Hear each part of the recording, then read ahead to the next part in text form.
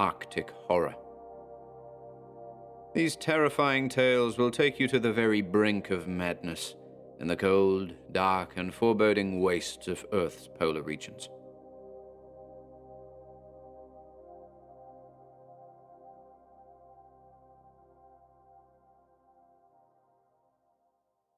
The Third Interne by Idwal Jones.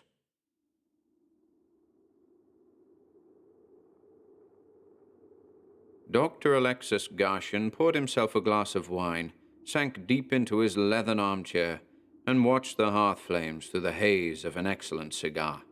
Outside, the wind howled morosely like a thief. A blizzard had come up from the tundra, and it was plastering the windows with gobbets of snow. Certainly, Yarmolinsk prison, near the Arctic line, was the most desolate the little government inspector had yet visited. A man could very well go mad in the solitude. But its chief, Dr. Melchior Pashev, found it a heaven. Nobody to trouble him. All the time he wanted to carry on his researches in biology, a fair salary, and little to do, for the prison and its hospital rarely held more than a dozen souls, beyond the staff of 5. Garshin, a neurologist himself, admired him greatly. Pashev had just gone out to visit a dying trapper up the river away, excusing himself for leaving his guest so hastily, but he would return in an hour, and dinner would keep. A bleak night, and Garshin shuddered at the idea of facing that howling wind with snow in his teeth. Himself he rather loved comfort, but a restful hour would do him good, and there was nobody afoot in this wing of the prison. The door opened. A young man entered, a pallid, tussle-haired young man, with the burning eyes of a fanatic. A theological student, Garshin thought. "Good evening, sir," said Garshin. "Dr. Pashev has gone out for an hour." "He has gone forever," said the young man, closing the door. "He is never coming back." "Indeed?" queried Garshin. "I might even say, you surprise me." "Now is my opportunity to give word to humanity, to the outside world, from which I have been a prisoner for 2 years," began the young man, drawing up a chair and fixing his eyes on Garshin. "Listen to me. I am the third interne. There were 2, and the woman, Katerina Ivanovna. We came here from the University of Astrakhan, where a small band of us had devoted ourselves to the study of the brain and the nervous system. Our god was the great Pavlov, promulgator of the theory of the conditioned reflex. He received us once, and we stayed with him a month. Then we left, because we had discovered a far greater scientific man than he, Dr. Melchior Pashev, the brilliant worker in neurology. You probably know nothing about him, for you must be an engineer. I can see that, because your face is not hard. Sir, with all due respect to you, you are an infant in learning compared to Pashev. He is as aloof as an icy summit of the Alps. He dwells in the realm of pure brain. Human beings are nothing to him but matter to dissect. He would immolate his own mother on the altar of science, but he is a master. Pavlov, Einstein, Mechnikov, not one of these is worthy to latch his shoes or fetch in his shaving water. We read at Astrakhan his report on the spinal accessory nerve, proving that it not only controls the motor fibers of the larynx, but some of the fibers of the heart as well. This is only a trifle in the vast researches of the man, who became at once the most renowned thinker in the world. Pavlov's experiments on dogs were child's play, sir. Pashev began where Pavlov left off, and went to an astronomical height beyond him. He cut off the head of a mastiff and kept it alive, functioning beautifully for 3 years. It barked, drank water, blinked its eyes with affection, and showed all the normal reactions of a canine, save that it had no body. Our enthusiasm when we read of this knew no bounds. It made us delirious with admiration. Here was a genius on the track of the larger synthesis, who would crack open the last secrets of life, make himself the mightiest genius that ever was born. We would go to him and beg him to take us on as his apprentices. The 2 friends, Benno and Nikolai Savorin, my fiancée, who was Katerina Ivanovna, and myself. So we pooled our funds, borrowed money right and left, and came here to Yarmolinsk, half-starved, weary and more dead than alive, and he took us in. An epidemic of bubonic plague had decimated the province. All the nurses and interns in this hospital had died, and so had Dr. Plotkin, Pashev's assistant. He died right in the chair you were sitting in. Don't start, sir. It all happened 3 years ago. We began working. We tended the sick, swept the wards, buried the dead, did all the menial work that came to hand, and at night studied in the dissecting room, working with the great man himself. It was Katerina Ivanovna, with whom I was in love, and I, who worked out with him the theory, first proposed by the learned Bengali, Professor Gobind Lal, that the ganglia send out their own impulses. I know I'm obscure, sir, but you will never know how indefatigably we toiled, like slaves, devotedly, eager to serve the man we idolized, feeling rewarded enough that he tolerated us about him. But Katerina was devoted to me also. We had our plans. After 2 years, we were to go to Moscow and start up in practice as specialists on the brain. Renown and fortune would be ours.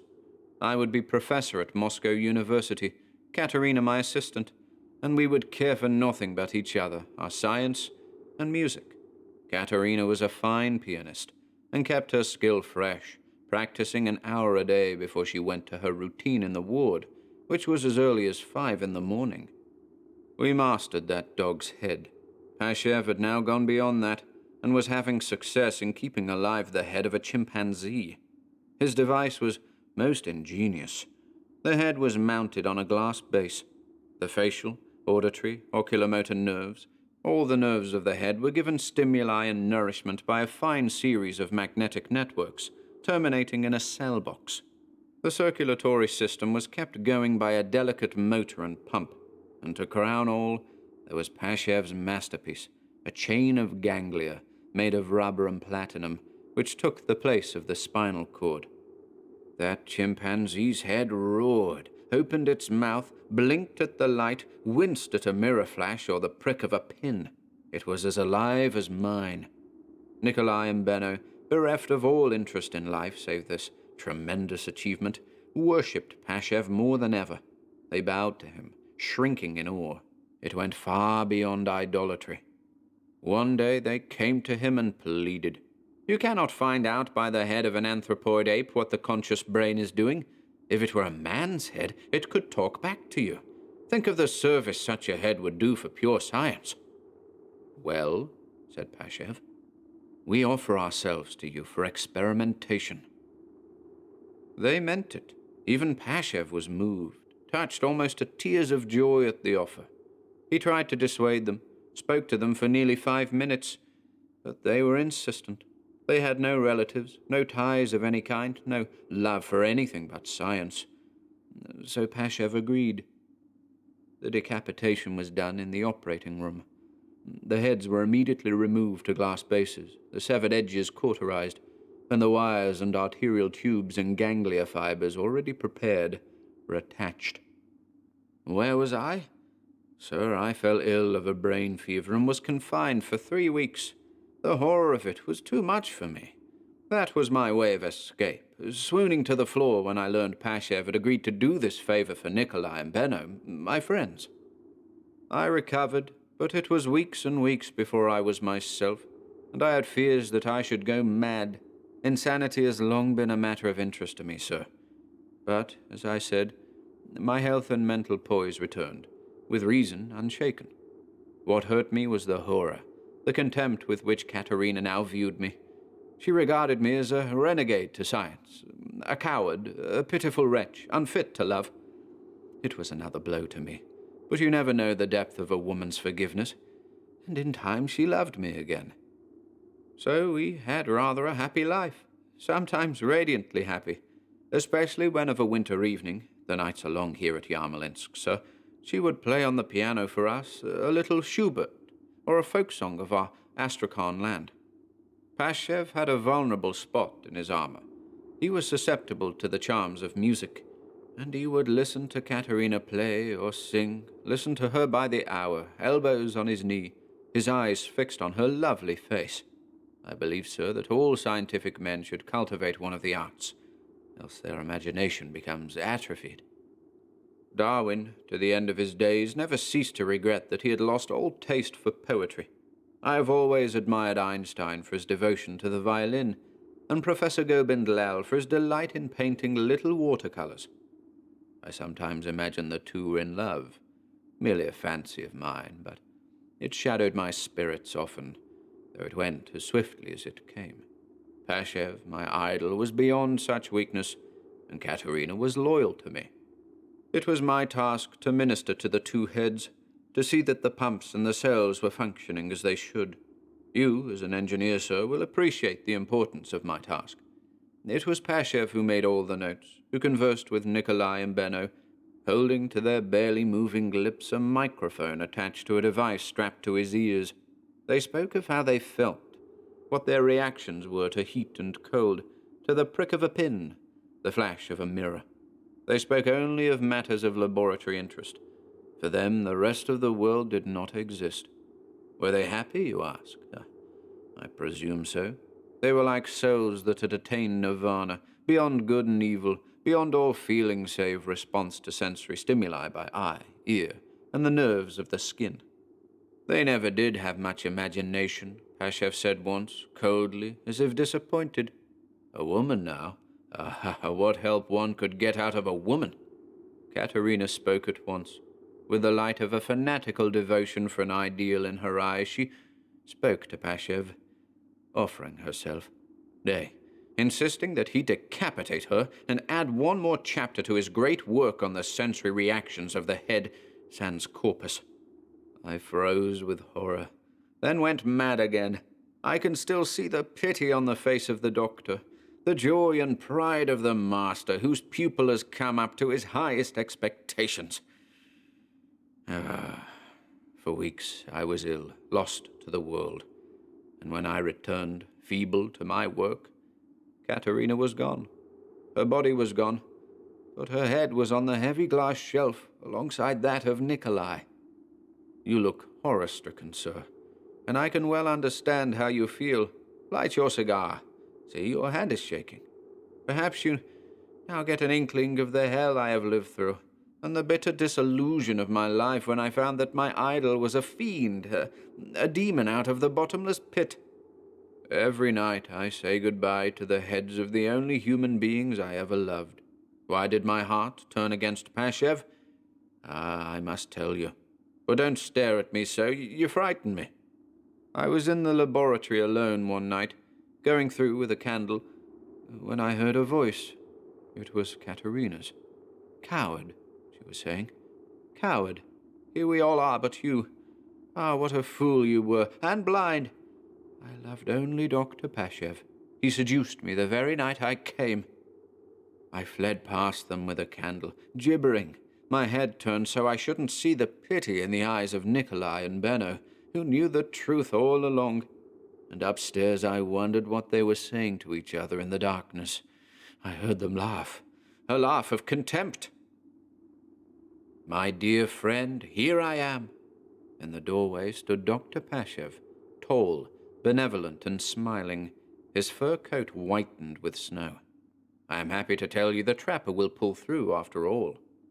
The pallid young man had risen, then fell to the floor in a convulsion. It was an attack, Garshin observed, of hysteroepilepsy. An interesting case.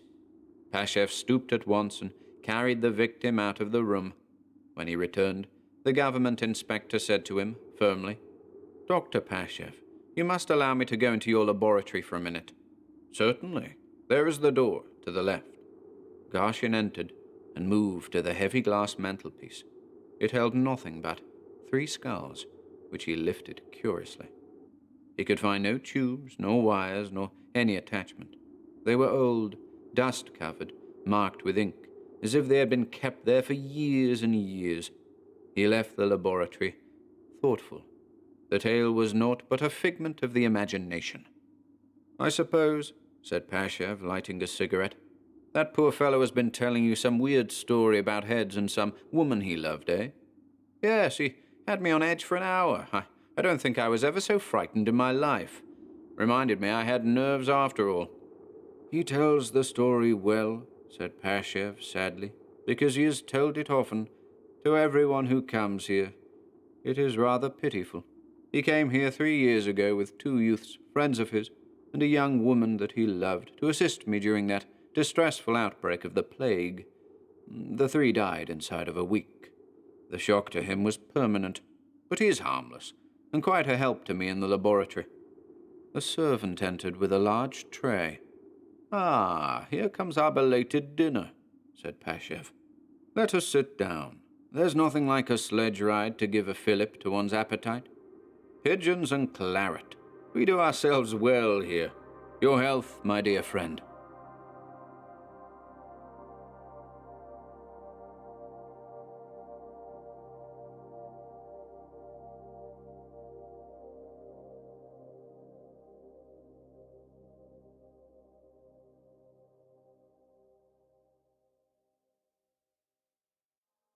The Paradise of the Ice Wilderness by Jules Regis.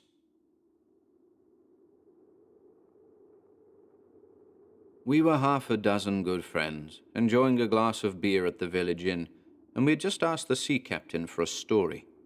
He put down his pipe and produced 2 small cuttings from his pocketbook. He cleared his throat and began. "Well, I should like to refute those strange hypotheses and statements which have been produced from many quarters regarding what occurred at the Bay of Chantanga, east of Cape Chelyuskin in North Siberia, during the winter of 1896-97. It happened during the trip along the coast of North Asia, which I then made with the Swedish whaler, the White Bear, and the story which I am going to tell you will thus be the narrative of an eyewitness to a queer occurrence in North Siberia on Christmas Eve in 1896. For those among you who peradventure have not heard anything about the matter, I will read both these cuttings. The first cutting, December 29th, 1896, a curious discovery. On the morning of Christmas Day, a trapper of Russian nationality arrived at the little town of Popagaysk, near the mouth of the Chantanga in Chantanga Bay, telling the people in town and asking to be believed that he had seen, some miles north of the town, fresh tracks of a large animal, and he was quite sure that this animal was a mastodon. If the man was right in his supposition, this means an astonishing bit of news. Our correspondent adds that a heavy snowfall has already blotted out the tracks of the animal. The second cutting, January 9th, 1897, a Christmas guest from the primitive ages. A week ago we published a short article regarding a queer discovery in unknown Siberia. It seems now as if the discovery may be confirmed from another source. Many persons have certainly been looking for the tracks of the mastodon without result, but if we dared believe the Eskimo Amsalik, he has been close upon making a nearer acquaintance with the strange animal. He too had been searching for the tracks until dusk began to fall, and with it a fine thick snow, which made it impossible for him to proceed any further. He was about to turn back, when, in the darkness, he heard a loud cracking, like that of ice breaking up in spring, he said. The next instant, heavy, clumsy feet resounded against the frozen ground, and a clumsy, gigantic body of unusual shape rushed past by him so closely that he felt the rush of air. The animal had undoubtedly been frightened by something, perhaps by Amsalik himself. Since this narrative has been made public, several hunters have set out to hunt the mysterious animal. When these articles were printed, I was frozen in with my ship and crew in the Polar Sea, but I've been told that they aroused considerable interest in certain quarters. Various ideas were debated. Everyone had his own version of the matter. The most fantastic comments were published. Nevertheless, the truth seems more fantastic still. On August 1st, I sailed from Hammerfest as captain with my vessel, the old splendid White Bear, which, in spring 1899, collided with an iceberg and sank off Archangel. The plan of the expedition was the usual one, to proceed along the north coast of Europe and Asia as long as possible, hunting for the whales and seals which are getting scarcer year by year. It was no new and untried enterprise. Already in the middle of 1800, an attempt had been made to create a regular whale traffic in those waters. Such an expedition usually stayed away a year, but proceeded in the summer as far as possible. In the winter it lay frozen in by the ice and returned the following spring with heavily laden vessels. We thus coasted along the shore of Kola and Kanin, south of Kolyagov, and up towards Karaporten, a voyage which is a little longer in reality than in description. We were lucky. In 3 months we were able to discharge a full cargo at the company's station on Nova Semlia. Encouraged by our progress, we continued eastwards, so that at the beginning of the winter we found ourselves at 114 degrees eastern longitude in Northern Sea, after having followed about the same course as the Vega. Here, at the mouth of the Chantanga, we ultimately became icebound for the winter and had to prepare for an Arctic winter sojourn. The vast ice desert which surrounded us would have been irritating in its monotony if the eye had not found a fixed point in the expanse of white. Hardly 50 yards to our right was a little island, also covered with ice, from which one had a view of the narrow sound that separates the island from the mainland. The island was a mass of rock, in some parts unusually high over the water's edge, while the mountain top in its center had a height of, say, 3,000 feet. The island, which has no name on the chart, was christened by the crew Hermit Island. While the ship was being pushed out of the water by the ice, we built ourselves a winter hut on the island. Our new residence was very comfortable. The house was divided into one large and one small room. In the former resided a part of the crew, and in the latter the mate, Trapper Jensen, the controller of the company, a young man named Berg, who was much liked on board the steamer on account of his friendly and pleasant manner, and lastly myself. The rooms were lighted and warmed by a dynamo which we had on board. Under such circumstances, it is not surprising that life is likely to be lonely and sad, and it was worst at Christmas time. We felt homesick while we were sitting at a late breakfast on the 24th of December on Hermit Island. Every one of us was taken up with his own thoughts.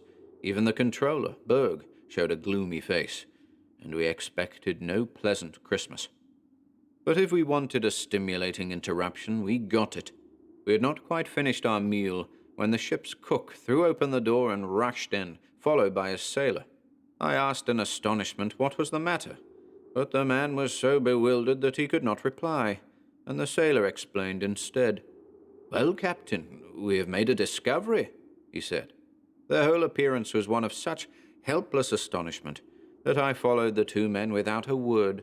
My 4 comrades accompanied me, of course, and our 2 guides led us to the foot of a cliff, where the whole of the crew was standing staring at something. Not a little inquisitive, we made our way to them through the snow. At the side of the perpendicular stone wall, a compact mass of ice had been gathering through the ages. Its size and color hinted a great age. The secret which it was hiding would, however, never have been revealed if the cook, who was a very smart fellow, had not made a fire on exactly this spot in order to get some fresh water for the kitchen. The result was astonishing. When the cook returned for more water, the fire had melted a deep hollow in the ice at the side of the cliff, and when, by chance, he cast a glance through this ice window, what he saw was sufficient to make him sit down in the snow, dumb with astonishment. The sparkling fire continued its work, and when we arrived, the hollow was over 6 feet deep, making a cavity in the ice wall outside of which the fire was burning. There was nothing unusual in all this, but through the clear ice wall, the contours of a big animal could be seen. Embedded in the blue ice, we saw 2 curved tusks, each as long as a full-grown man. "Ahoy!" exclaimed Berg, his jovial mind soon mastering the astonishment. "More fuel! We're going to melt out the poor thing!"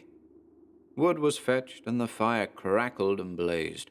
The flames threw red reflections in among the ice rocks, and the shadows were deep violet and farther away blue. Above us the stars were sparkling, and bright northern lights fluttered over half the sky. The intense heat caused the icy water to rush around our feet, but while the undermost layers of wood hissed and sputtered and smoked in the snow water, the uppermost flamed briskly, fed with dry bushes, which in more protected places had carried on a hopeless fight against the Arctic cold. Round the fire all the crew of the White Bear was standing, gazing almost in stupor at the scene and at each other. The contours of the big animal emerged more and more. The ice grew thinner and whiter. All at once a little black spot appeared. It grew bigger, and a brown, grey, hairy hide was bared. "What the... is it not a mammoth?" cried Berg in his impulsive manner. So it was. My men wished to cut out the animal with their axes, but I forbade it, fearing to injure the body. The ice melted slowly away, and finally the colossus stood free under an arched roof of dripping ice. The shapeless beast measured about 11 feet in height and 12 feet in length. The trunk was longer than the tallest man among the crew. The second mate, who always boasted of his knowledge, remarked that such discoveries had been made before in several places in Siberia, and that the ice hermetically sealed and preserved the dead body and saved it from decay, as the cold hindered the activity of the decaying organism. The flesh of the animal before us was, therefore, as fresh as if it had lived yesterday, and not several thousand years ago. In order to confirm his word, the man inserted his knife in the animal's side, and behold, some drops of blood squirted out of the cut. At this sight, several of the fellows paled, and I, too, grew more than astonished. This blood, that I saw dripping before my eyes, had been coursing through the veins of the animal during the primeval ages. The crew, however, had brought more wood, and the red flames from the fire threw a weird shining reflection on the 1,000 or more years old ice wall.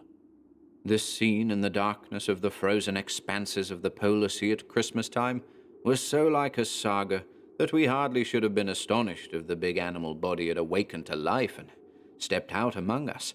The hide was steaming, and the hairy trunk shook. Berg was polishing his nose loudly. Would the mastodon lift its trunk in a thundering answer? In eager curiosity, the ship's mate was running about the animal, fingering it, measuring it, and all the while holding a short scientific lecture to us others who were regarding the wonder in silence. But this animal, did not the legs shake under it? Did it not slowly alter its position? What would happen now? Frozen and hungry, but not less interested, we waited breathlessly for the continuation of the adventure. And it came, though it took time. When the fire had been fighting the 1,000-year-old ice for some hours, the colossus from antiquity began to stagger, and with a noise which shook the ground, the gigantic animal fell heavily on one side, extinguishing the flames as if he had blown out a candle. But simultaneously, something else happened. Just where the colossus had been standing beside the wall of the cliff, we discovered a vault, and within, this we saw. Several years have now passed since this event happened, but still I can hardly describe what we heard and saw when the 1,000-year-old ice field revealed its secret to us. During the whole of a long winter we had only seen ice in every conceivable formation. The monotony of the white and solitary ice fields that stretched to the horizon had almost killed us. We had lost all hope of a change. I do not know whether you will understand me, but the mere prospect of an adventure of such unexpected proportions as this quite bewildered us. Before our eyes there opened a rocky passage covered with bleached skulls and skeletons, the bones of animals. These were creatures from hoary antiquity which had guarded the secret. Above us loomed the heavy rock formations of the mountain, in their shadow hiding a world-startling mystery. For already from without, we could see that the passage led into the depths of darkened caverns, into a system of passages and caves. "Forward, boys! Follow your leader!" cried Berg, and stormed into the darkness. "Wait! A lantern!" I cried. "Not necessary. It is already lighter here." His answer sounded hollow, as if it had come from a mine. We stood bewildered, not believing our eyes or ears. Finally, 4 others and myself penetrated into the passage. From a distance, Berg called to us. The echoes changed each of his words to a rattling volley of musketry. It was a low, irregular vault, half dark for about 1,000 yards ahead, and filled by violently scattered rocks which in some places only gave space enough to creep through. The cleft finally widened into a high-vaulted grotto, which lost itself in twilight in all directions, a silent and sinister place, whose inhabitants had been dumb for generations. Everywhere these bones, eloquent, even if dumb evidences of races that perished long ago. A cold, dry air of decay and death filled our nostrils, yet the place was not uncanny or even sinister. The ground was covered with gorgeously shaped plants, many of which were luminous or strangely colored. There were ferns of a height that seemed enormous to us, unknown kinds of trees, flowers in subdued tints, mostly pale red, some with white stripes. It was a radiance of pale and clear colors that was delightful. While we were devouring the scene with our eyes, Berg joined us. Some yards farther on, we were stopped by a murmuring sound.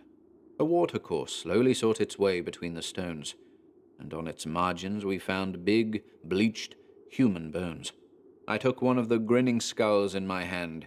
It stared at me with its empty eye cavities, as if it were saying, "Solve my secret if you can." But where did this vegetation come from? This rich verdure in the midst of the ice wilderness? After having followed the watercourse for a while, we found the explanation. It stopped suddenly at the foot of a wall of rock, where a whirlpool was in action.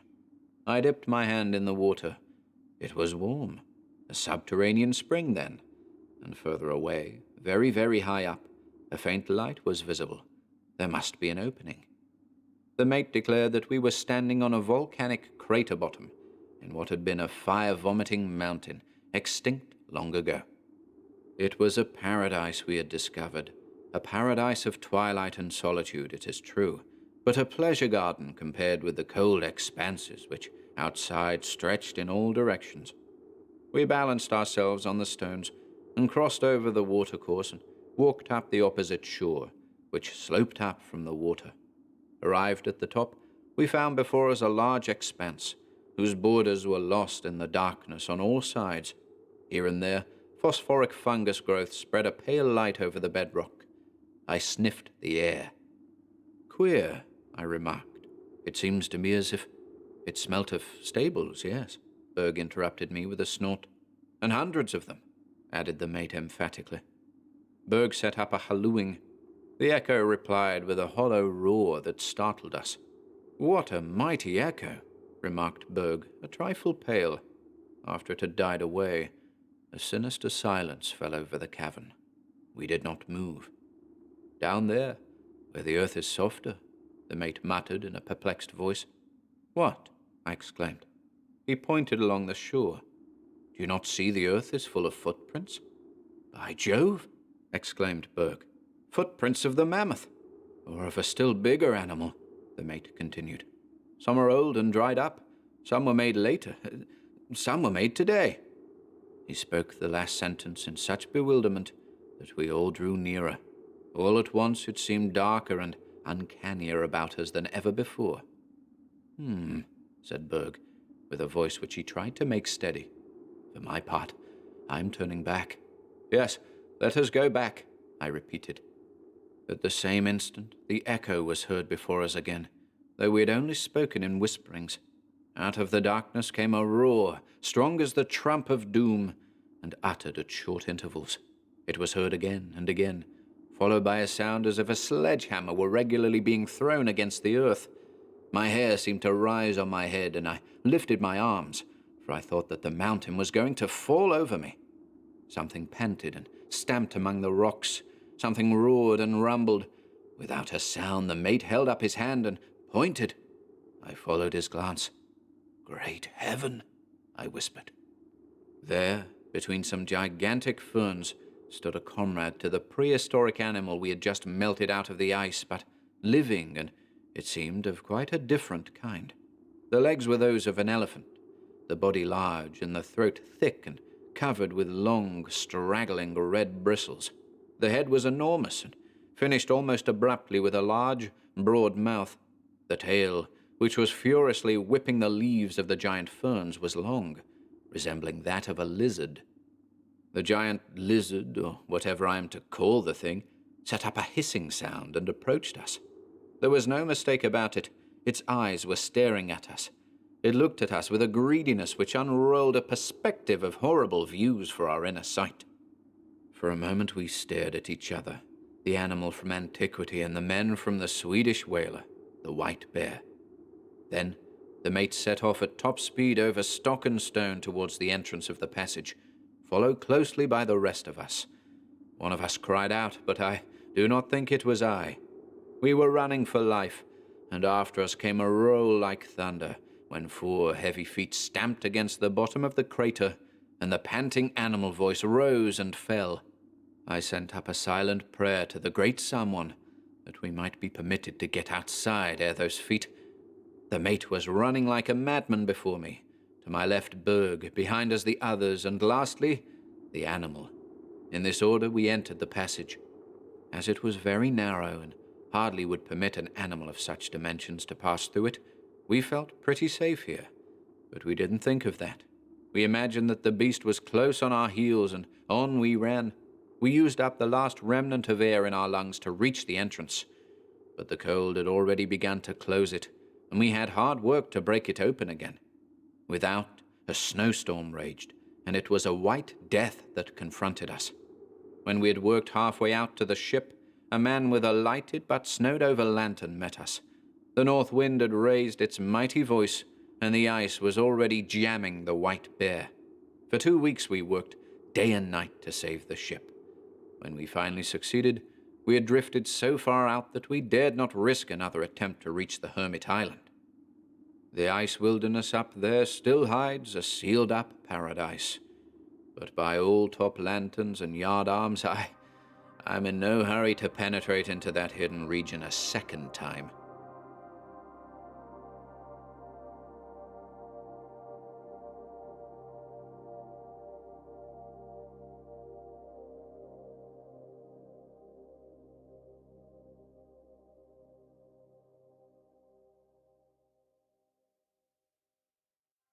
The Arctic Death by Wilford Allen. 1. It was seldom that Charles Brinebar was excited. That he was excited then meant 2 things. First, that the matter was vastly important. Second, that no crisis was immediately imminent, for in a crisis no man was ever more collected than he. Yes, he was speaking in the explosive style which characterized him when excited. If we fail, the whole world dies. And for me it is vengeance as well. Come, look, and listen. And he dragged me to some of his apparatus. Whirling the control dials, he motioned for me to watch a screen. There was a rapid play of lights and shadows, much as though I was looking at the reflection on a ceiling of a water surface disturbed by ripples. Suddenly he reached the right combination. The movement ceased, and there was shown plainly a snow-covered surface, and on it was sprawled the body of a man, seemingly dead. I looked at Brinebar questioningly. "Yes, dead," he answered my unvoiced question. "That is an old friend, Amos Tobel. Yesterday I got a letter from him. Said he was on a trip up on the Devant. Thought it would amuse me to see him, and so I turned the dials for him. Saw him tramping along. He came on a small animal, dead. Picked it up, seemed puzzled. Picked up another, also dead. It puzzled him. He walked on. Suddenly he stumbled. Seemed to regain his balance, then collapsed. Quite dead. I quickly turned the dials to the Q vibrations. They show up what we can't see by ordinary light, you know.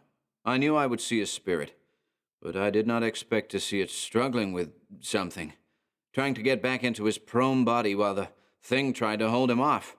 He was forced farther away, farther, and my God, I suppose there is no reason why a spirit should not suffer, but I never expected to see one suffer as he did. But he lost. It was the thing which slipped into the body, but seemed to find it in some way unfitted, for it left and swept away the spirit of poor Tobel, battling. So for me it now means vengeance. Perhaps you recall the sensational tales in the papers some years back of the Arctic Death, as they called it. They gained no credence, fortunately. Luckily for the world, it never knew just what the real truth was. All winter, an expanding wave of death had spread fan-like out of the Arctic into the northern interior of Canada, an epidemic in which the lethal agent was unknown. The bodies bore no indication other than the fact of death, and, when found soon enough, the fact that they were frozen like ice. Yet it was certain that freezing was not the cause of death. It was an epidemic of unparalleled deadliness. When a community was stricken, every vestige of life was destroyed. So the tales went. Brinebar was continuing. "Neely of Edmonton was down here last week. Told me the papers tell the truth. So I have been watching it on the screen here. I thought at first it was a medical problem. Then I saw it kill Tobel. It must have been an inspiration, turning on the Q-rays and catching the things in the act. So I spent last night studying it. I think I know what is happening, but I need help. You're game to go with me? Good. It will be dangerous, but you will have the satisfaction of knowing that you are taking a fighting chance. If we don't take it, we shall all be killed anyway. If we take it, maybe... He did not finish, but I could supply the end. The net result of it all was that a few days later, rigged out in warm clothing and wearing a peculiar suit of insulating material with a network of wires and a battery-like contrivance within it, Brimebar and I set out in his airplane one morning. The machine was also equipped in a peculiar fashion, and we took along several strange implements, the use of which I knew nothing of at the time. To complete the weird outfit, each of us wore a mask which completely covered our heads, with eyepieces which appeared opaque to ordinary light, but were transparent to vibrations of a wavelength entirely outside of the visible range of the spectrum, and which, moreover, so transformed these vibrations that they became visible to us, and the world appeared to us as it must to any organism which can utilize such vibrations naturally. The most peculiar effect of this mask was that the vibration which it admitted being present at night as during daytime, we could see equally well in darkness and daylight, becoming in effect as owl-eyed as we looked.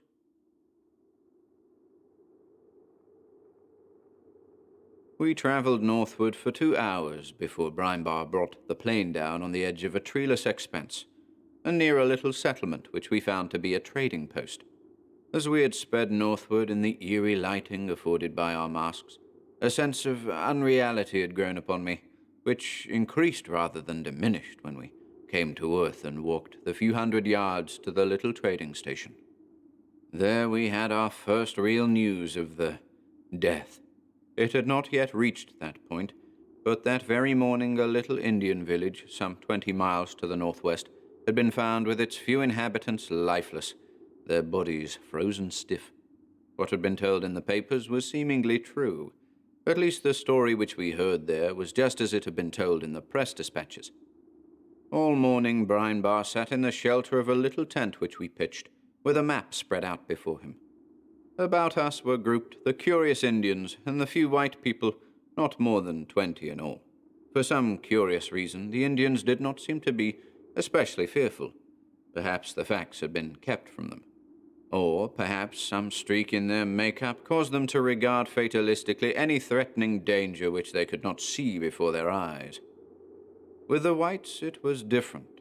They were frankly fearful, and kept plying us with questions, the while Brimebar was plying them, obtaining information which he carefully plotted on his map. When he had finished with his map, he called the headman, a tall Scotchman named Mackintosh, and motioned for the others to move away.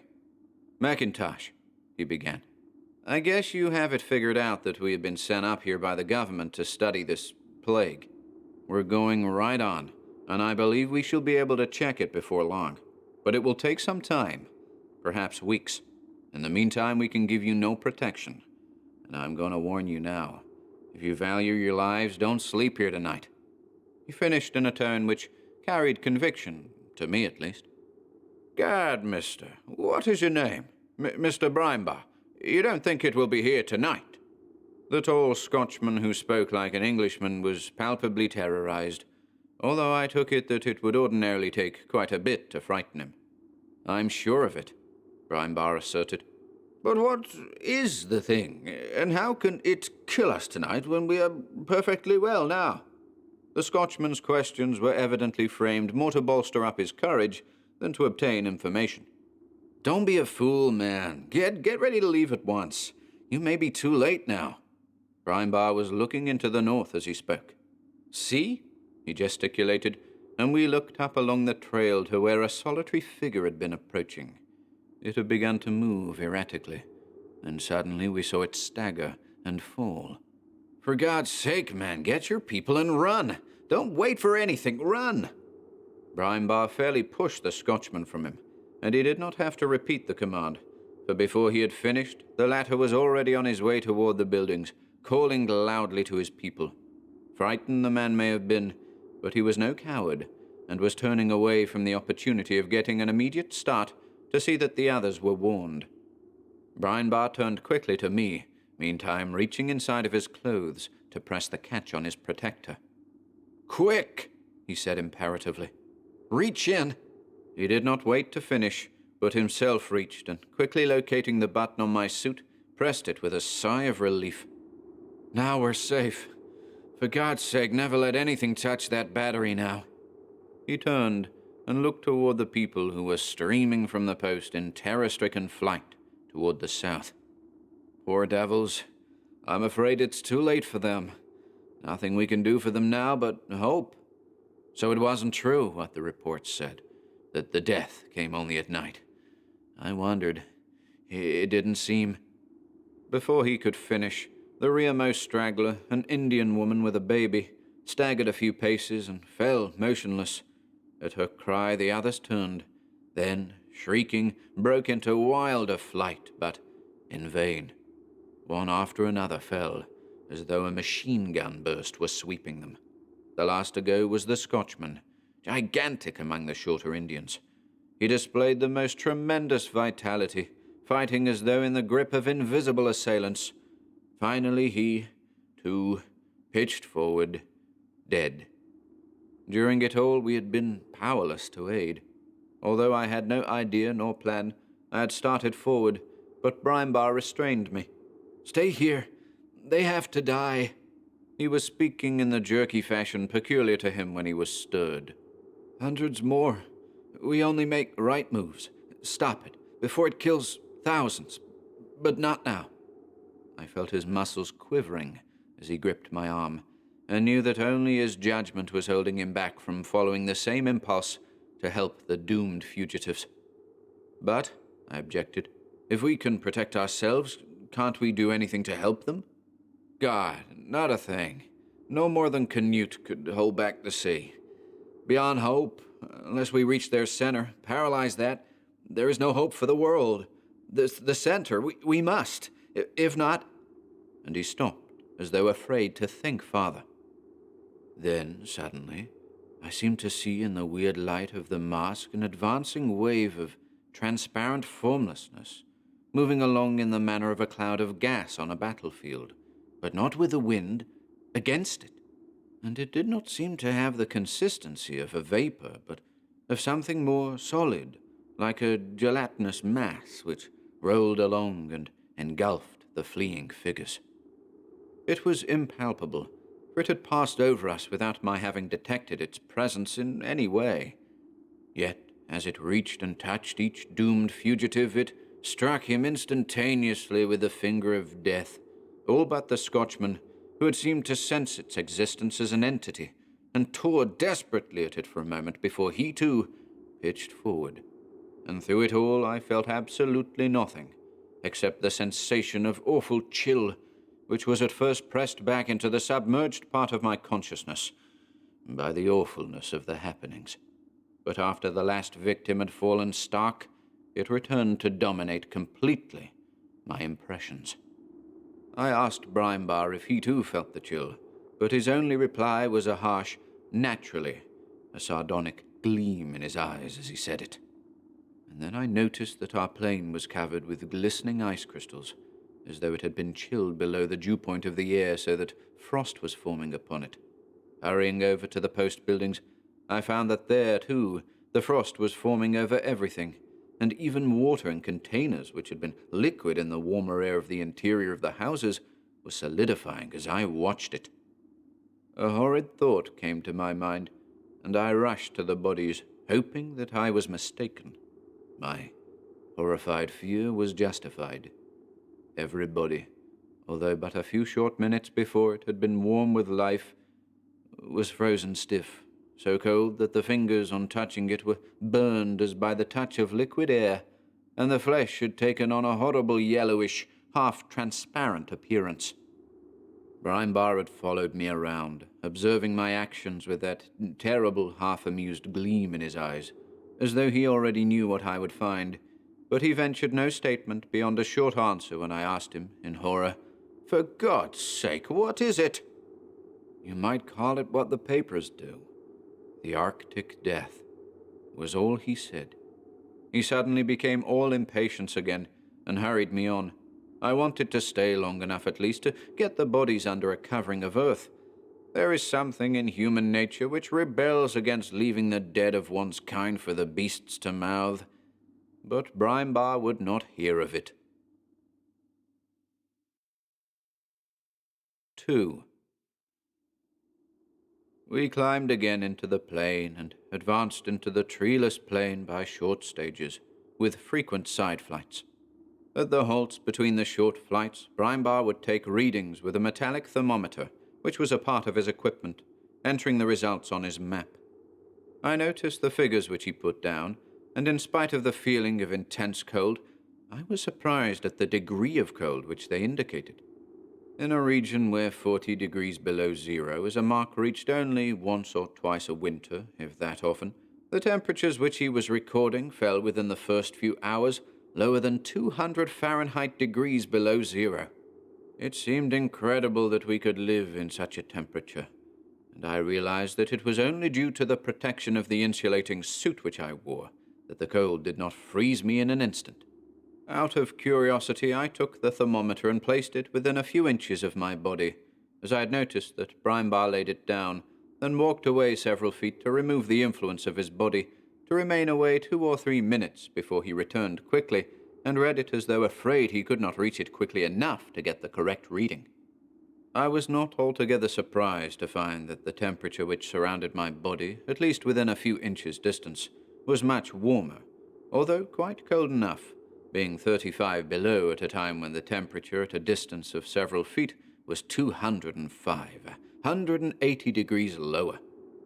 Finally, it seemed that he had accumulated all the information which he needed, for he drew the isotherms connecting the points of equal temperature on his map, obtaining curves which were distinctly circular in form, with the center definitely located. Pointing to that center on the map, he turned to me. "That's where we've got to go to find it, George. If I'd only—" His words were suddenly cut short, as a dark form sprang from behind us and felled him with the single impact.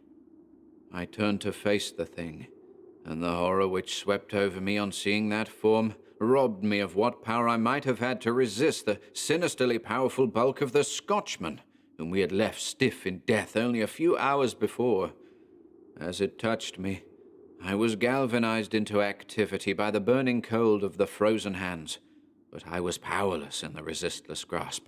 My only satisfaction was in noting that the warmth of my body seemed to cause as intense an agony to him as the searing cold of his touch did to me. He handled me as one does a hot potato, as he trussed me up securely, then turned and as gingerly bound up Brimebar.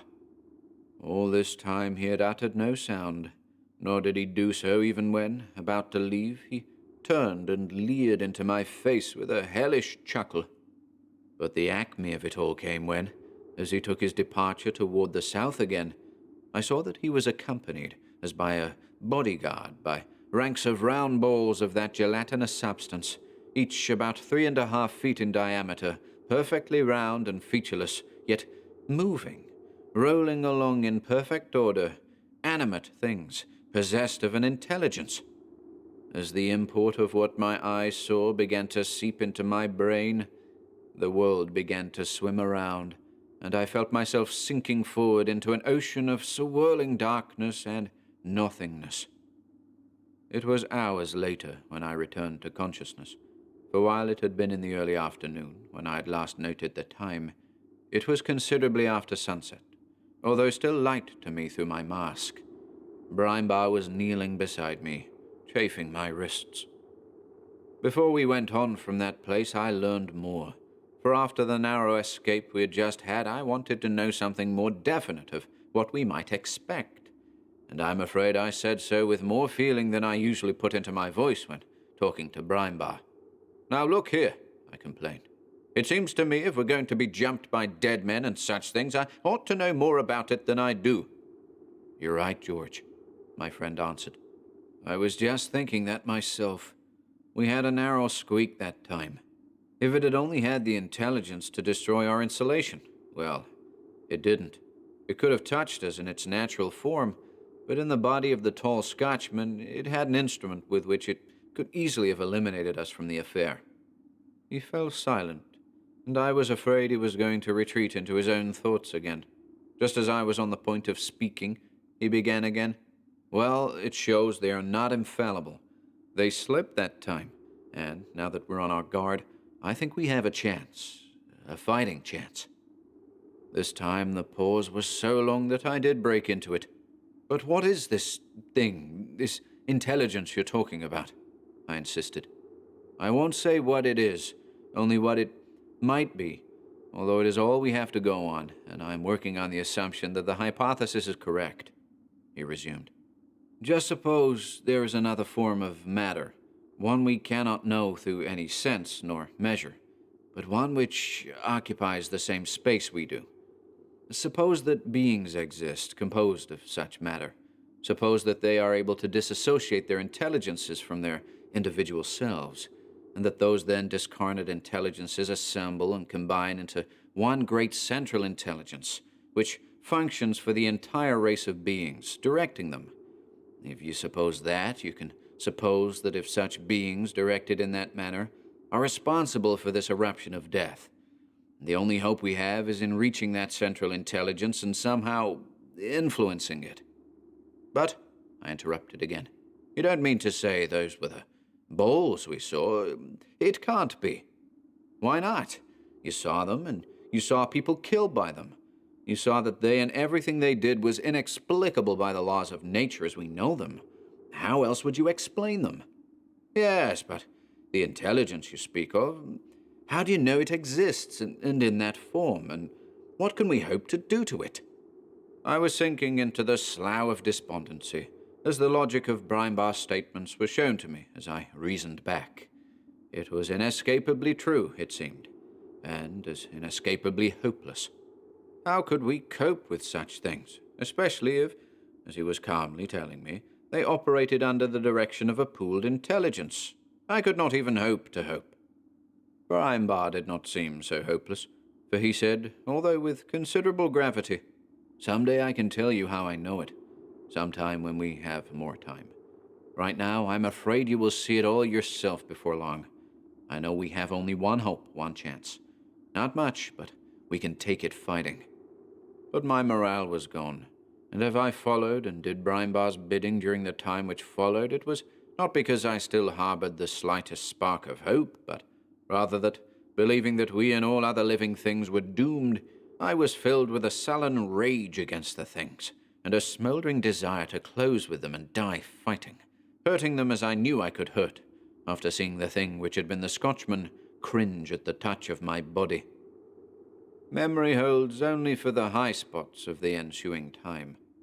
I moved with Brinebar as in a stupor toward the center of the eerie plain where we began to see, looming up, a single peak of barren rock. More and more of those hellish balls of pestilence passed us, rolling over the snow-covered plain, and I saw that I had been mistaken in thinking they were simple balls without appendages. It was true that there were none except when one was needed for some purpose. Then they were able to throw out from any part of themselves grotesquely shaped limbs to any required length, or so it seemed to us, to whom all portions of the things appeared alike. I might have derived some comfort from the way in which they rebounded in evident distress when they inadvertently approached us too closely. I did get a savage satisfaction from their pain, but I was too deeply steeped in the apathy of despair for any heartening emotion. And the cold grew always more intense. There came a time when Brinebar let the thermometer fall from his numbed fingers after picking it up, and when it struck the ground, metal though it was, it shattered into as many pieces as though it had been brittle glass, so intense was the cold. Did I say we had long since lost the use of our plane? That is easily understandable with such unearthly temperatures. The only wonder, which is still inexplicable to me, although doubtless due to Brinebar's planning, is that we had its use so long. When it failed, even Brinebar appeared to lose hope for an instant, or at least to consider our prospects more desperate. We must win before our strength failed, for of course we were virtually without supplies, except the few rations of concentrated food we carried on us.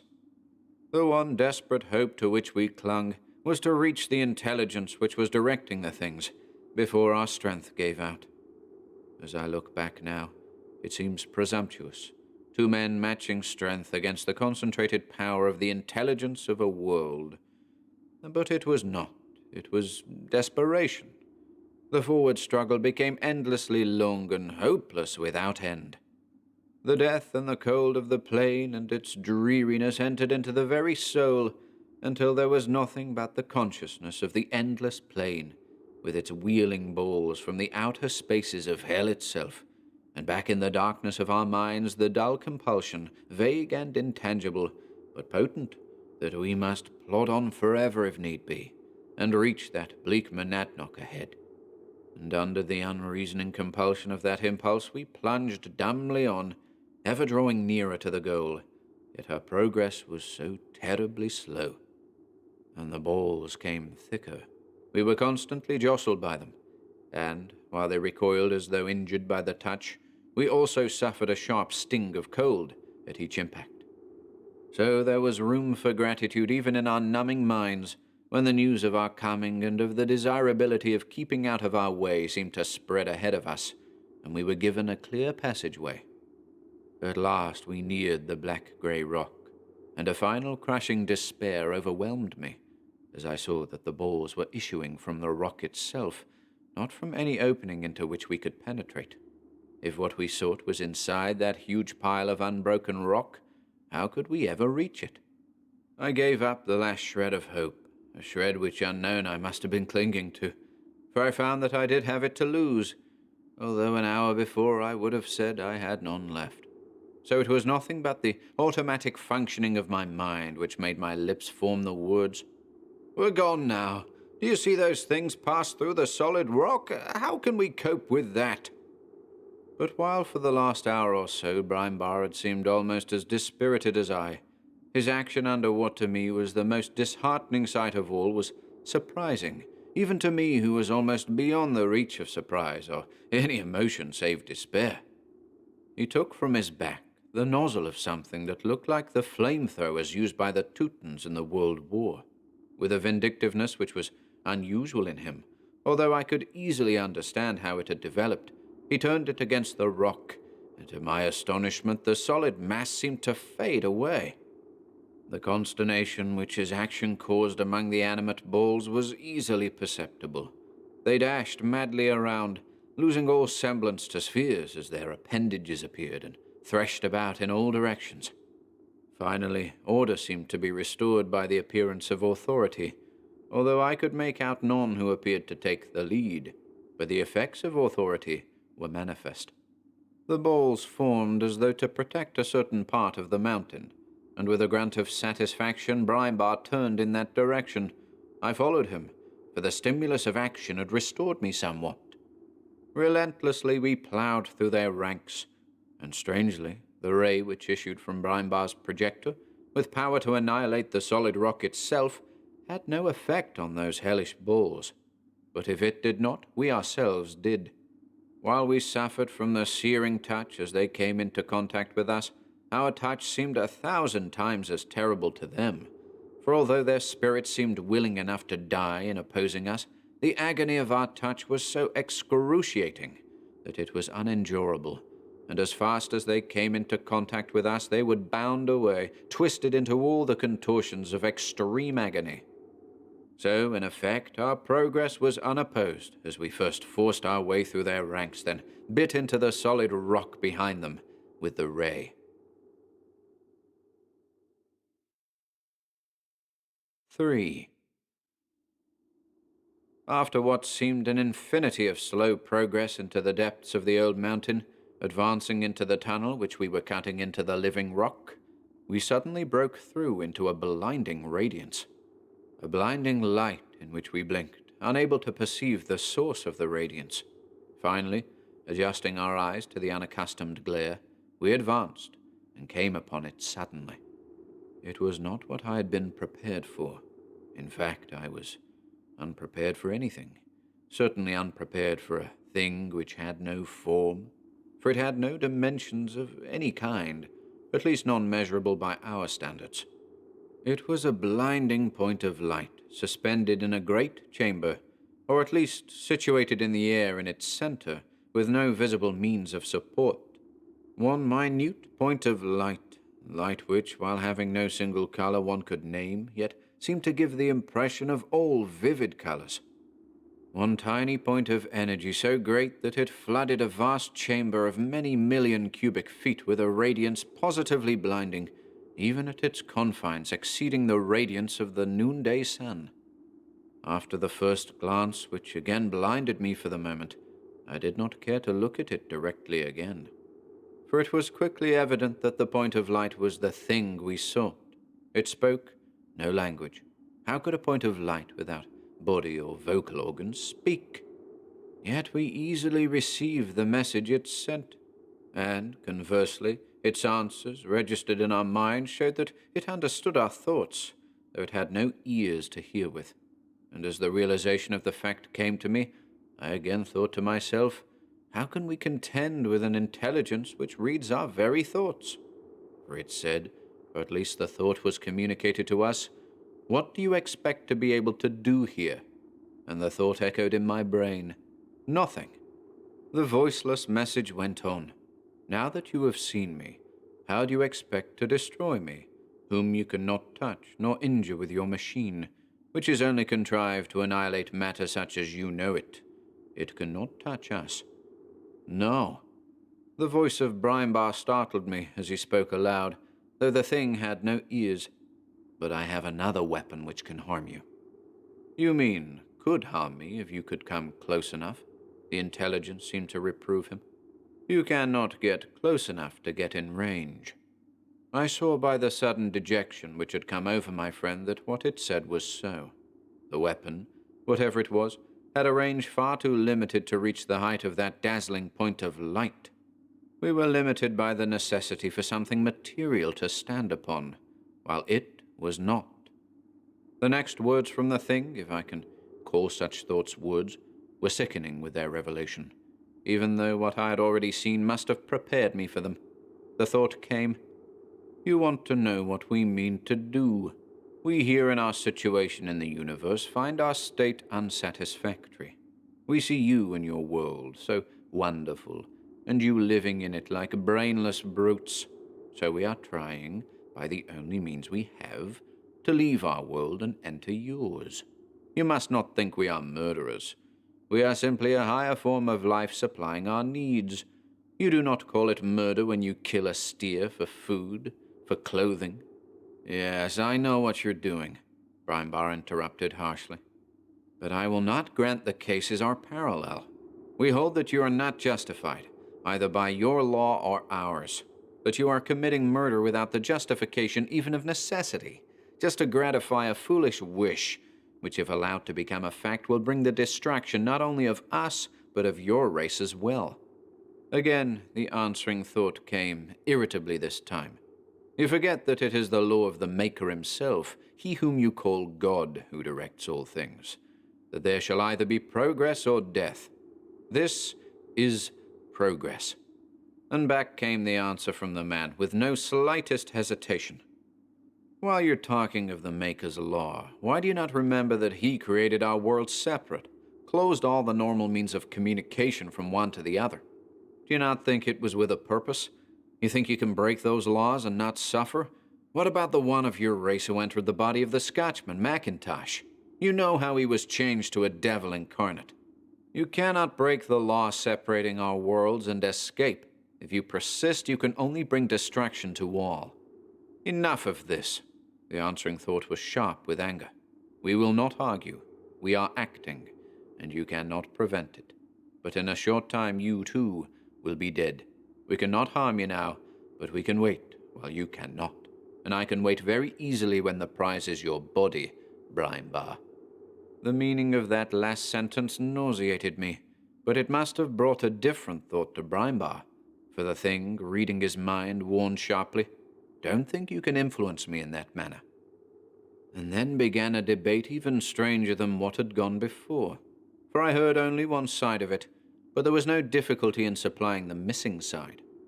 Brinebar no longer spoke aloud, contenting himself with thinking. I warn you, you cannot succeed, the thought came into my mind from the thing. A short pause, with Brinebar's rejoinder only having an existence in his mind and the thing's. Then again, the thought, oh yes, Brinebar, I should have thought of that. Your mind, joined with mine, it would be the richest acquisition I have known. But you are deceiving yourself if you think you will have power to sway my decisions. It is you who will be overwhelmed. The meaning of it began to seep into my brain, and I turned to Brinebar with a start. For God's sake, what are you going to do? I asked, knowing in advance what the answer would be. And although I did know his answer, yet I could not repress the shudders of horror as he answered sharply. It is our only chance. I believe I can dissociate my own intelligence and join it with that thing of intelligence. Then, well, we can see.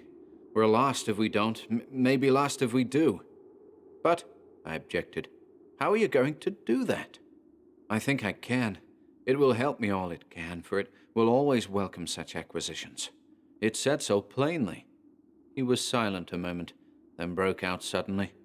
Now you just concentrate on one thought. Whatever happens, keep willing that it have no control over you. Will as though your life depended on it, which it will, that your intelligence remain in your own body. Never drop the thought for a moment until it is over. Remember. Yes, but you... I was beginning again, but he interrupted me fiercely. Keep still and hold that thought. The forcefulness of his utterance seemed to paralyze my faculties for the time. I was shaking as though with a violent attack of buck ague, as I tried involuntarily to follow his instructions. But I could not, for suddenly I felt him go limp beside me and slump to the floor. Dropping to my knees, I was horrified to find that there was no pulse to his body. He was as dead. Then began a time which was the most terrible I ever experienced. The horror of the attack by the frozen body of the old Scotchman was nothing in comparison. I was not old at the time, only 36, but when I returned finally from that experience under the bleak monadnock, my hair was white and my hands shaking as with palsy. At first I was unable even to imagine what was happening. The light began to behave erratically, although I received no brain impulses from it such as it had sent before. It seemed to expand until it filled the entire room, then contract to the size of a pinpoint.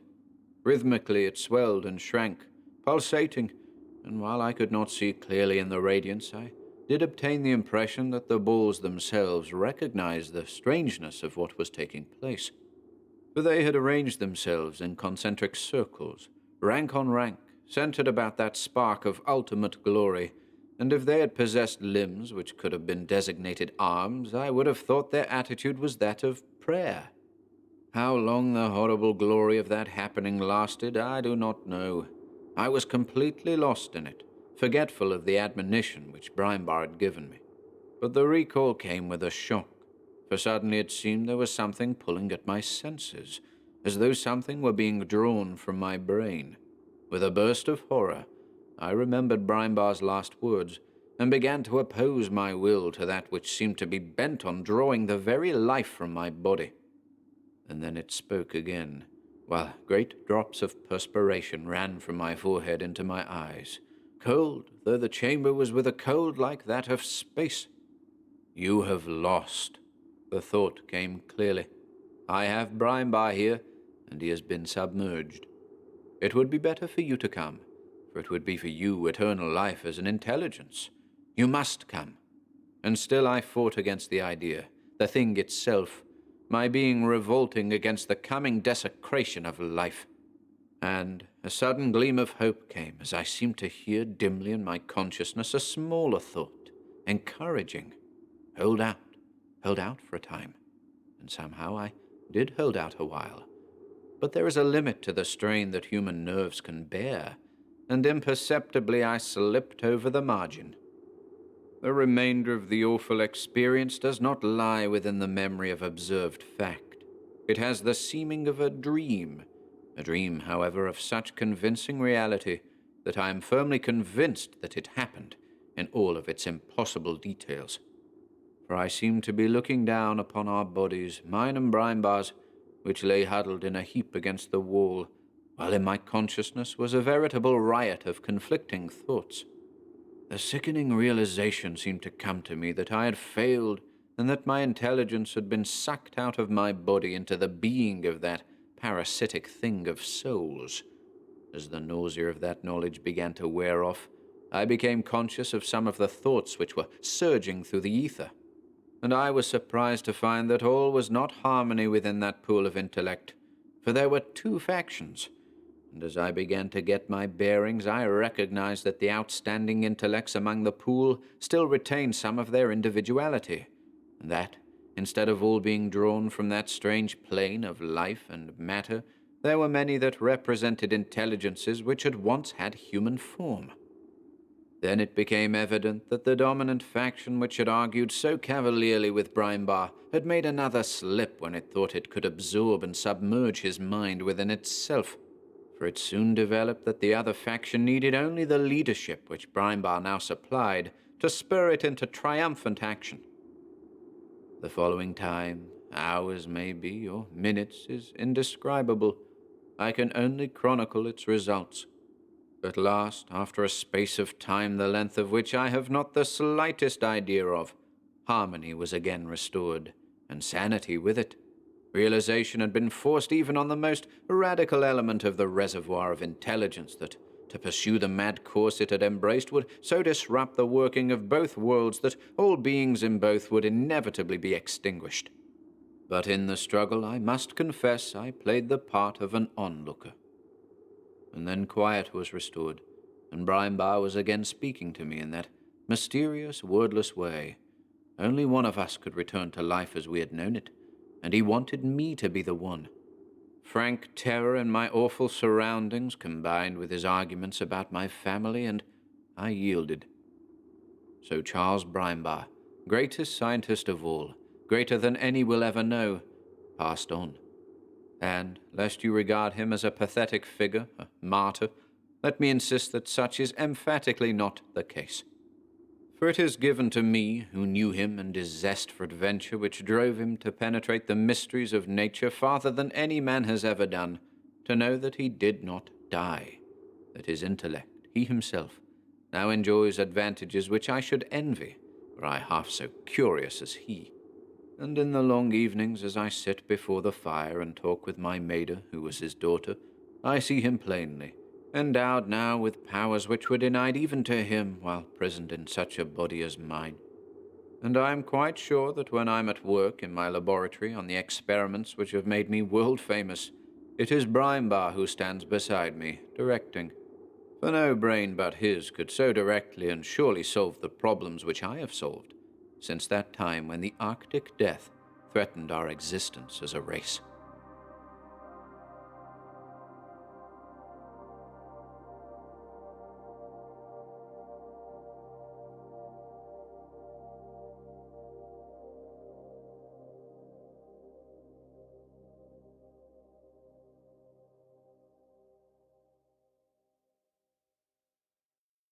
The Earth Draws by Jonas Lee. There was once a young salesman at the storekeeper's at Servorg. He was fair, with curly hair, shrewd blue eyes, and so smart and obliging and handsome that all the girls in the town got themselves sent on errands and made pilgrimages to the shop on purpose to see him. Moreover, he was so smart and skillful in everything he put his hand to that the storekeeper never would part with him. Now it happened one day that he went out to a fishing station for his principal. The current was dead against him, so he rowed close inshore.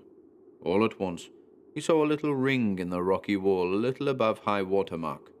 He thought it was the sort of ring which is used for fastening boats to, so he fancied it wouldn't do any harm to rest a bit and lay to ashore and have a snack of something, for he had been pulling at the oars from early morn. But when he took hold of the ring to run his boat line through it, it fitted round his finger so tightly that he had to tug at it. He tugged, and out of the mountain side with a rush came a large drawer. It was brimful of silk neckerchiefs and women's frippery. He was amazed, and began pondering the matter over. Then he saw what looked like rusty flakes of iron in rows right over the whole mountainside, exactly resembling the slit of his own drawer. He had now got the ring on his finger, and must needs try if it would open the other slits also.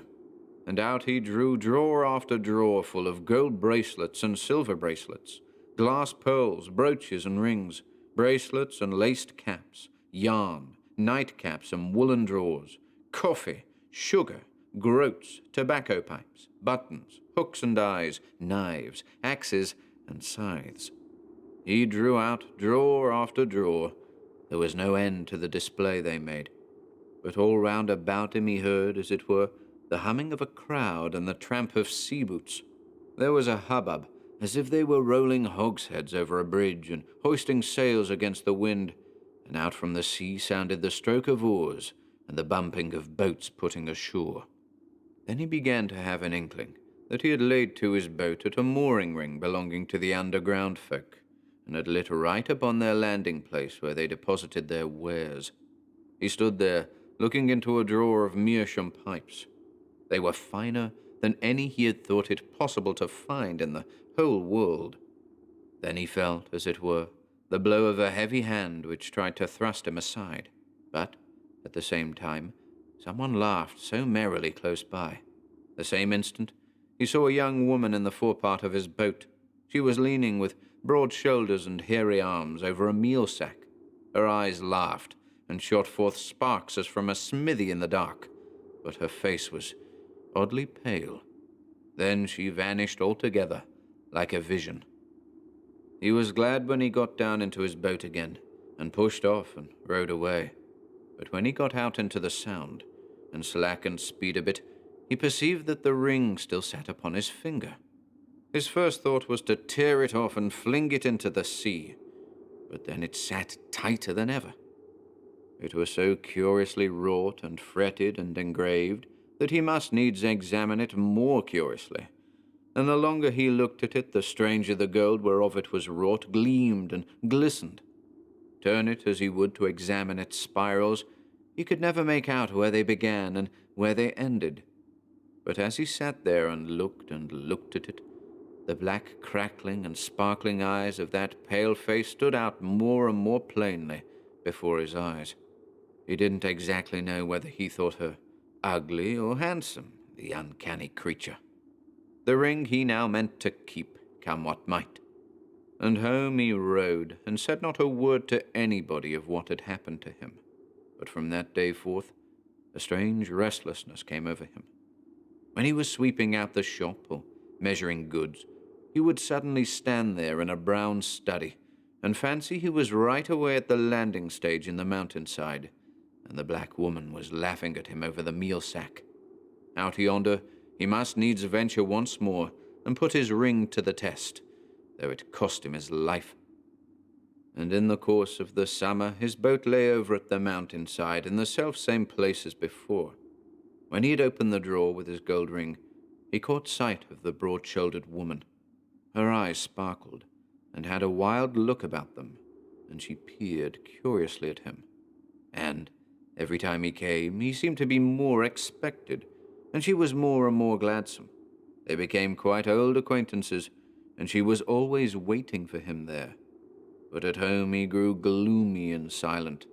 Yet, although he bethought him that it was all sorcery, and her arms were hairy almost like a beast's, and although he determined and really tried to keep away, nevertheless he could not help going thither. And whenever he had been away from her a whole week, she grew quite unmanageable, and laughed and shrieked when she saw him coming again.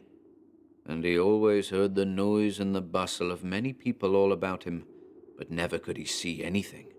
It seemed to him, however, as if they all lay a little way off and pulled their boat aside for him to pass. His boat, too, was always nicely bailed out, and the oars and sails righted and trimmed. The cable, too, was fastened for him whenever he came, and thrown to him whenever he went away.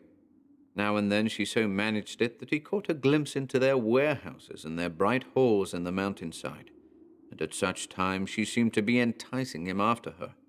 And then, On his way home he would shudder.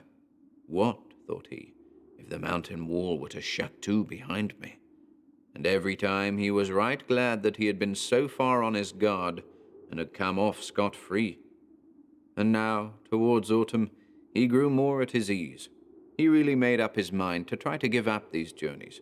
He set to work in real earnest, so that he had no time for thought, and plunged into his business with fiery impetuosity. But when Christmastide drew nigh with its snowflakes and darkness, such strange fancies came over him.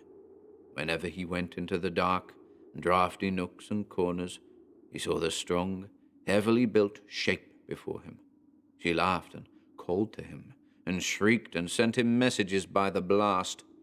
And then a strong desire came upon him, and one day he was unable to hold out any longer, so off he went. He fancied he caught a glimpse of her a long way off. She was casting huge boulders aside so as to see and follow the course of the boat, and she beckoned and greeted him through the drizzle and the mist. It was as though the current was bearing him thither all the time. When he came up, the sea seethed and boiled for the crowds that were in it, though he saw them not. They waded out to him and drew his boat ashore, and steps and a bridge lay there ready for his feet. But right at the top stood she, and her breath came heavily, and she leaned towards him and drew him with those bold eyes of hers, set in that face as pale as night.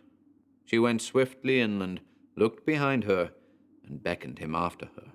And then she threw open the door of an old iron safe in the midst of the wall. On its shelves sparkled a bridal crown, and a shining girdle and breastplate, and a kirtle, and all manner of bridal finery.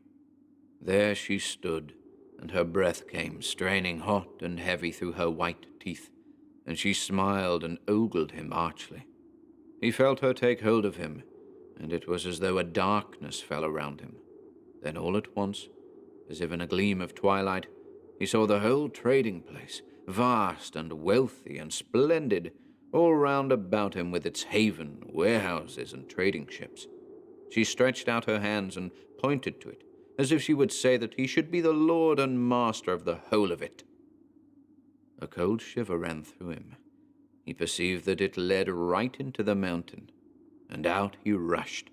He cut the cable through with his knife, and wrenched the ring from his finger, and cast it into the sea, and off he rode, so that the sea was like a foaming fosse around him. When he got home to his work again, and the bustle of the Christmas season began, he felt as if he had awakened from a heavy nightmare or an evil dream. He felt so light of heart. He chatted gaily with customers over the counter, and his old life went on much the same as before, and everything he put his hand to went along as smooth as butter. But the tradesman's daughter stuck her head into the shop not once nor twice. She looked and smiled at him in shy admiration.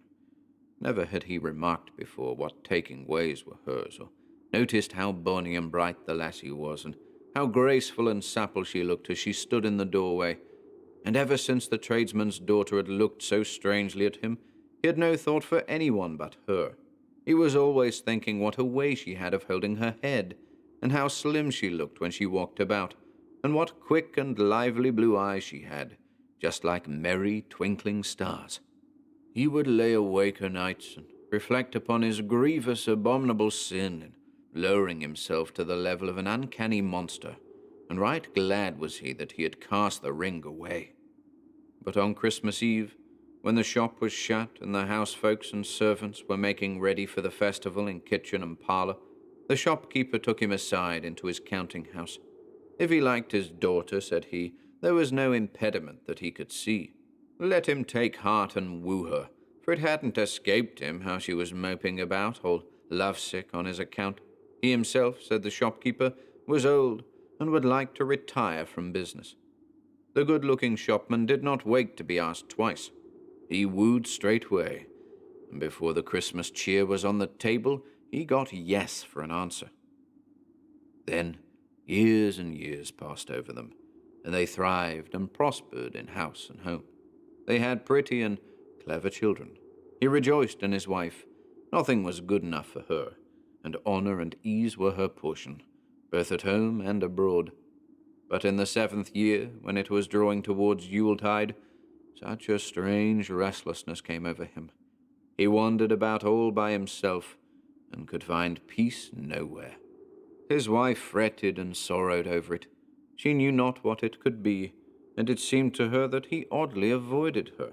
He would wander for hours together about the dark pack-house loft, among coffers and casks and barrels and sacks, and it was as though he didn't like folks to come thither when he was there. Now it chanced on the day before Little Christmas Eve that one of the work people had to fetch something from the loft. There stood the master, deep in thought, by one of the meal sacks, staring down on the ground before him. "Don't you see the iron ring down in the floor there?" he asked. But the man saw no ring. "I see it there. The earth draws," he sighed heavily. On Little Christmas Eve he was nowhere to be found, nor on the day after, though they searched for him high and low, and made inquiries about him everywhere amidst the Yuletide bustle and merriment. But late on Christmas Eve, while they were all running about in the utmost anxiety, not knowing whether they should lay the table or not, all at once in he came through the door. He longed so much for both meat and drink, he said, and he was so happy and merry and jovial the whole evening through, that they all clean forgot the fright they had been in.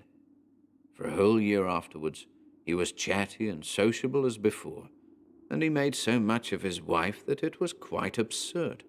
He bore her in his hands, so to speak, and absolutely could not do enough for her. But when it drew towards Yuletide again, and the darkest time of the year, the same sort of restlessness came over him.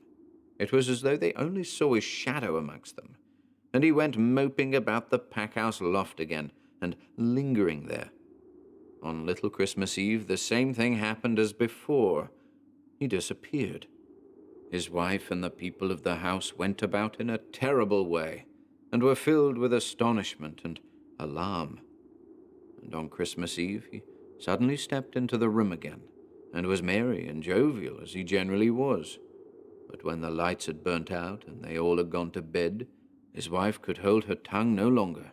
She burst into tears and begged him to tell her where he had been. Then he thrust her roughly from him, and his eyes shot sparks as if he were downright crazy.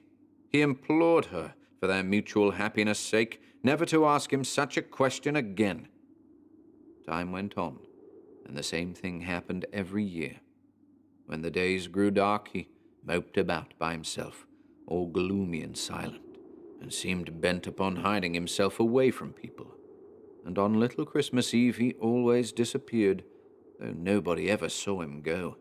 And punctually on Christmas Eve, at the very moment when they were about to lay the table, he all at once came in at the door, happy and contented with them all.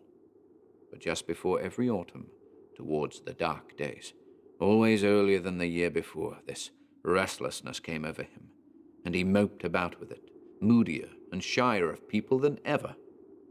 His wife never questioned him, but a load of sorrow lay upon her, and it seemed to her to grow heavier and more crushing, since she seemed no longer able to take care of him, and he no longer seemed to belong to her. Now one year, when it was again drawing nigh to Yuletide, he began roaming about as usual, heavy and cast down, and the day before Little Christmas Eve, he took his wife along with him into the pack-house loft. "Do you see anything there by the meal sack?" he asked. But she saw nothing.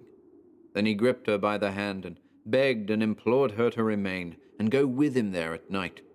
As his life was dear to him, said he would fain try and stay at home that day. In the course of the night he tightly grasped her hand time after time, and sighed and groaned. She felt that he was holding on to her and striving hard and with all his might against something. When morning came, it was all over. He was happier and lighter of mood than she had seen him for a long, long time, and he remained at home. On that Christmas Eve there was such a hauling and a carrying upstairs from both shop and cellar, and the candles shone till all the window panes sparkled again. It was the first real festival he had ever spent in his own house, he said, and he meant to make a regular banquet of it. But when, as the custom was, the people of the house came in one by one and drank the healths of their master and mistress, he grew paler and whiter, as if his blood were being sucked out of him and drained away. "The earth draws," he shrieked, and there was a look of horror in his eyes. Immediately afterwards, he sat there, dead.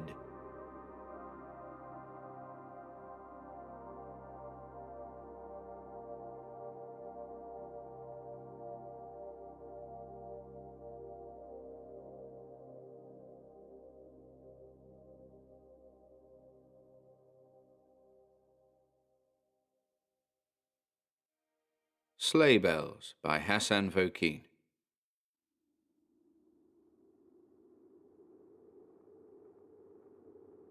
It was cold in the fierce, heartless way of Siberia. A desert of snow stretched on every side beyond a lonely little muzhik hut.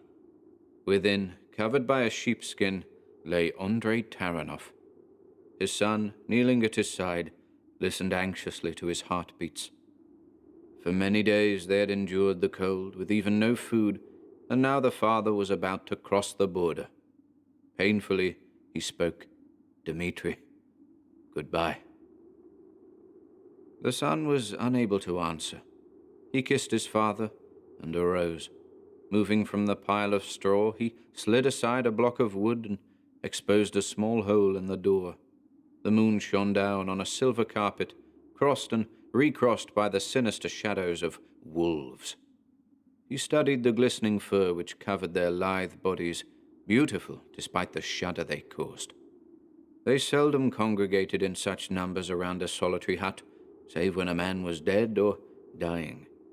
What strange thing told them of Andrei's condition? Now a long, restless howl made his hand tremble as he replaced the shutter. Turning, he said in a low voice, "Father, let me open the door. You see that we shall die in the end. It would be better than this long waiting." There was no answer. His hand rested on the bolt. It turned. "Dmitri, wait." The careworn eyes of the dying man had opened. He was alert. "Dmitri, don't I hear bells? Droshky bells? Yeah, they come from the west, nearer and nearer." The son shrugged his shoulders. "But it could not be, father. No one would come for us." "But listen. Don't you hear them?" Dmitri put his ear to the door. The snow crunched under a hairy paw. That was all.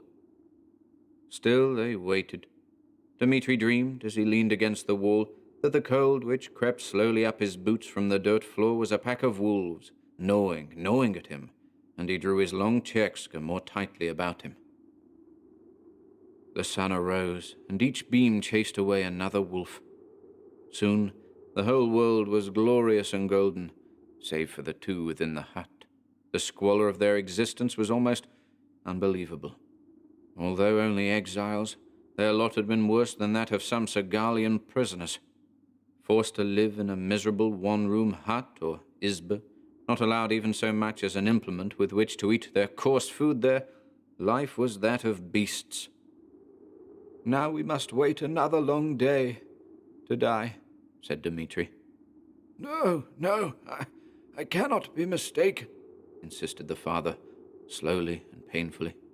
"I still hear the bells. They were very far off, and now they are nearer." Dmitri looked at his father and wondered how much longer he would last. Surely not until night. When that time came, when the pack had once more collected without the hut, he would tear open the door. In a minute, the room would be surging with their cruel, glossy bodies, and in another minute, he would have joined his father. Again, he resolved himself to waiting. Late in the afternoon, Andrei motioned for water, and his son fed him from a bowl a dirty mess, half water, half snow, which had filtered through the cracks. Darkness came early, and soon the occasional howls of the wolves were heard. A crunch of the hard upper snow some time later told him that one was just without. He carefully sounded the door. The snow was above his waist, which meant that once the door was opened, it would be impossible to shut. He prayed that his father would not last much longer, and again he was startled at the old man's strength. Andre was sitting up. His lips formed the word, "Listen." Another howl sounded. Then, faintly, from far away, the tinkling of a speeding sleigh reached them. Dmitri could not believe. He held his ears. It stopped. He released them, and again the tinkling came. It was steadily becoming louder. It was just too much. In his exhausted condition, such an emotion was more than Dmitri could withstand. Later, as they were taken into a room where there stood a table with a samovar, a big bowl of steaming ski, and plenty of vodka, Dmitri told his rescuer of how his father had first heard his sleigh bells. "But," said the farmer, "it must have been about the time I was starting out, miles from you." So to this day they wonder how that old man, on the point of death, knew. This is a superstitious story, typical of the Russian peasant. The son's story was taken as an omen that Andre had been forgiven by the Great Father, as well as by their little father, the Tsar. Had he not been allowed to visit the misty world of after death? How else had he heard Brother Vasily's sleigh bells?